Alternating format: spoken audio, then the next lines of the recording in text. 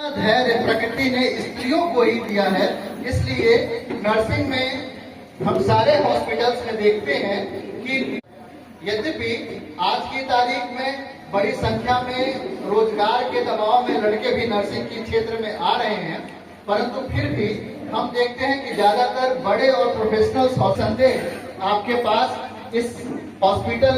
के द्वारा दी गई सिद्धि होगी, वो आकर्षण होगा कि आप मरीजों को ठीक कर सकें, अपने छुअन से, अपनी बातों से उनको एक नया काया, नया जीवन प्रदान कर सकें। इसके साथ ही हम ये भी जानते हैं कि जो भारत का स्वास्थ्य सेक्टर है, अलग अलग आयामों से आ रहे विपदाओं से चरक संहिता में ये उल्लेख है कि जो देखभाल करता होंगे वो खुद साफ सुथरे होंगे, नाखून कटे होंगे, प्रॉपरली ड्रेस्ड होंगे। फर्क था कि एकदम मिलिट्री अनुशासन के साथ कैसे आप 2 कदम चल के लैंप के पास पहुंच रहे थे, दाहिने घूम करके एक दूसरे के सामने का अभिवादन कर रहे थे, फिर बाएं घूम के सीधा 1 कदम पीछे होने पे आपको पता था कि जो गैपिंग के लिए